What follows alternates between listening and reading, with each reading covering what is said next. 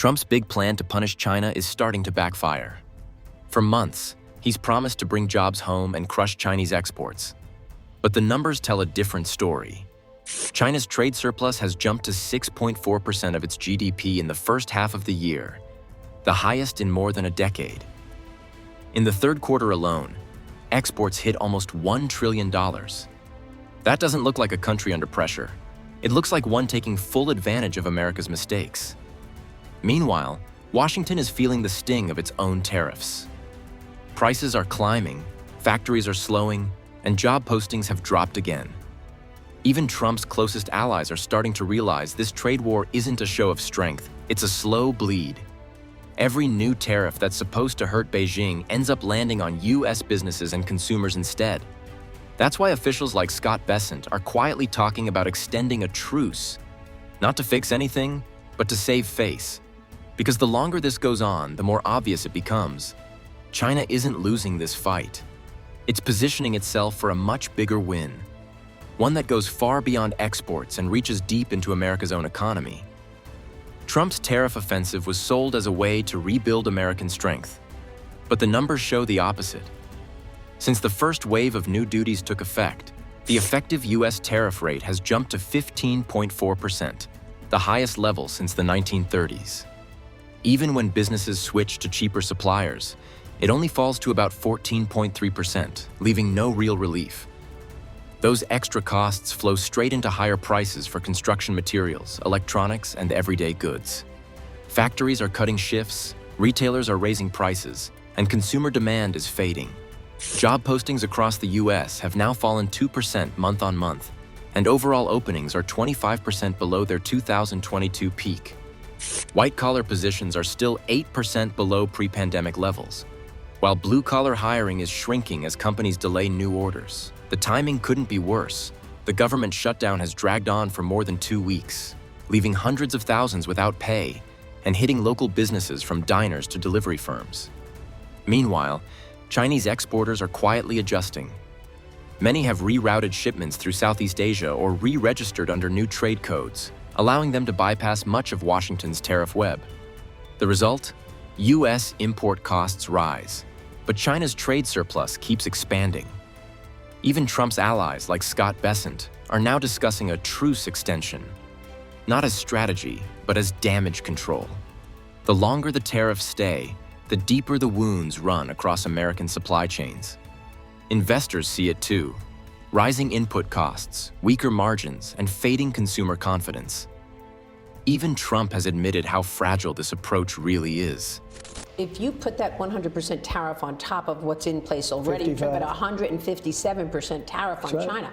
Can that stand? No. What is that going to do to the economy?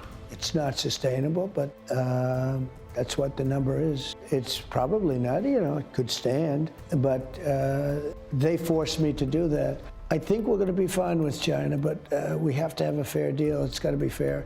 And just as Washington struggles to contain this spiral, a much larger threat is emerging. One that doesn't target American exports, but the core materials that make them possible. Washington's trade war may have started with tariffs, but Beijing's response hits something far more critical: the raw materials that power America's entire industrial system. China has restricted exports of rare earth elements, gallium, and germanium, materials essential for chips, electric vehicles, radar systems, and even fighter jets.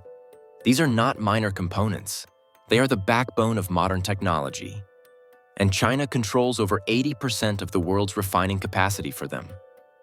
The US can mine small amounts of these minerals, but nearly all refining happens in China, where costs are lower and environmental rules are looser. Setting up new facilities in the West can take 5 to 7 years and cost billions, which makes quick recovery impossible. Prices of key inputs like lithium carbonate have already risen more than 40% since Beijing tightened export checks this summer. For American manufacturers, that means higher costs and shrinking profit margins. Semiconductors are the most exposed.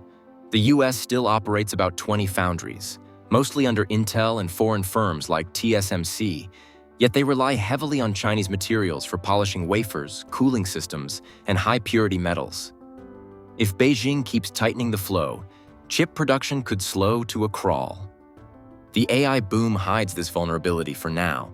Domestic demand is strong enough to absorb every chip made in America. But it's a fragile balance. Beijing understands leverage. Every export restriction reminds Washington that industrial power begins with control over resources, not just sanctions or slogans. And with defense manufacturing dependent on the same metals, the risk goes beyond economics. China's defense sector can already scale production 6 times faster than the US under current conditions. Over the next decade, the US has identified more than 30 critical minerals essential for its national security and energy systems, from lithium and nickel to gallium and rare earths. Nearly all of them fall within China's sphere of control, either through direct production or refining. Washington calls them strategic vulnerabilities, but they're already in the danger zone. Without access to these materials, entire industries, from EVs to missile systems, could grind to a halt. So while Washington keeps targeting China's AI industry, Beijing is quietly weakening America's ability to build, not just smartphones, but the weapons and systems that once defined its global strength. The trade war's pressure is now rippling through America's financial system. What began as higher import costs is turning into a full-blown credit problem. Over the past month, a series of failures has shaken Wall Street's confidence. The auto lender Tricolor filed for bankruptcy, leaving JP Morgan with a $170 million loss. Soon after, First Brands defaulted on $10 billion in debt, forcing investors to question the entire private credit boom that grew under years of cheap money. Then came the regional bank shock. Zions and Western Alliance disclosed massive loan fraud losses totaling $350 million, triggering panic selling across the sector. In just a few days, more than $100 billion in market value was wiped off U.S. bank stocks. Analysts are calling it a slow-motion replay of the SVB collapse, this time spread across consumer loans, auto financing, and commercial debt. Higher interest rates have made the cracks worse. Many borrowers who once refinanced easily are now defaulting as payments climb. At the same time, consumer spending is falling because tariffs have inflated prices for cars, housing materials, and electronics. When fewer people buy, businesses earn less, and loan repayments slow even more. This feedback loop of inflation, defaults, and credit stress is exactly what Washington feared, and what Trump's team is now using as proof that the Federal Reserve must act fast. Wall Street's pain has become the perfect argument for deep rate cuts, even if it risks pushing the dollar and the entire system closer to the edge. The banking turmoil has given Trump exactly what he wanted: an excuse to pressure the Federal Reserve. After months of slowing job growth and rising bankruptcies, the White House is framing rate cuts as an urgent fix, not a choice. Markets now expect a 50 basis point cut before the end of 2025. Fed Governor Moran has been pushing for a radical shift, moving the Fed from data-dependent decisions to forecast-dependent ones. In simple terms, it means cutting preemptively before the numbers justify it. That approach might calm Wall Street in the short term. Stock indexes have jumped to new highs, and gold has surged above $4,300 an ounce as investors rush into hard assets. But those same gains reveal something deeper: a loss of confidence in the U.S. currency. The dollar index has already dropped nearly 9% this year, and analysts warn that 2 more cuts could drive it even lower. For ordinary Americans, lower rates may sound like relief, but they come with a cost. Import prices rise as the dollar weakens, inflation ticks back up, and foreign investors begin pulling money from U.S. bonds. That, in turn, drives more capital into risk assets, creating bubbles that mask a slowing real economy. Trump's strategy is clear: keep the markets happy, keep credit flowing, and delay the pain until after the election. But each cut chips away at global trust in the dollar and the U.S. financial system. As borrowing costs fall at home, the world's confidence in America's debt is beginning to break, setting off a chain reaction that's already reshaping global capital flows. Foreign demand for U.S. debt is drying up faster than anyone in Washington wants to admit. America's 2 biggest creditors, Japan and China, are both quietly pulling back. 2 decades ago, Japan held almost 40% of all US treasuries owned by foreign governments. Today, that share has plunged to just 13%. China's retreat is even sharper, from nearly 30% in 2011 to only 8% this summer, with analysts expecting it to slip below 7% by October. This exodus isn't political theater. It's about math. With inflation running near 3.8% and average treasury yields hovering around 4.1%, the real return barely covers the cost of holding dollars. Add in trade tensions, sanctions risk, and the dollar's recent 8% decline, and even America's allies are starting to hedge.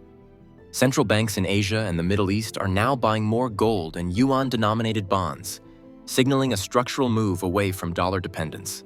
As foreign demand fades, the US is forced to borrow more from its own banks and investment funds. That might work for now, but it concentrates risk at home. If the bond market cracks, it won't be China or Japan left holding the bag. It will be American pension funds, mutual funds, and local banks. The Federal Reserve has already resumed covert bond purchases to stabilize auctions, but each new round of intervention deepens the distrust abroad. Investors see an economy funded by its own printing press. And once confidence in treasuries begins to fracture, it spreads everywhere, from the strength of the dollar to the credibility of US power itself. Washington is running out of foreign lifelines, and the cost of that isolation is starting to show. Trump's economic team has reached a breaking point. They can either cut rates sharply and risk destroying the dollar's value, or keep them high and watch the banking system buckle under its own weight. Both paths lead to pain, one through inflation, the other through collapse. For now, Trump is betting that cheaper money will buy him time, but the global markets are already reacting. The dollar has fallen nearly 10% this year, while gold and oil continue to surge as investors flee to real assets. Every rate cut weakens confidence in the US financial system. The promise of safety that once defined the dollar is fading fast. Meanwhile, China is holding firm, keeping its rare earth restrictions in place and expanding manufacturing capacity at record speed. Its exports keep growing, and its currency is becoming more common in regional trade. America's economic leverage, once rooted in its control of global finance and energy, is slipping away. With borrowing at record highs and foreign investors stepping back, Washington's choices are narrowing fast. Debt, inflation, and devaluation are no longer risks on the horizon. They're the price of years of reckless policy finally coming due. What started as a show of power has turned into a test of survival. The trade war that was meant to restore American dominance is now revealing its limits and marking the moment when the balance of power begins to shift for good. So what do you think? Can Trump still deliver another America First miracle? Or has China already taken the lead? Let me know your thoughts in the comments below. Stay safe, and don't forget to smash the like button and subscribe as we track every move in this unfolding economic shift.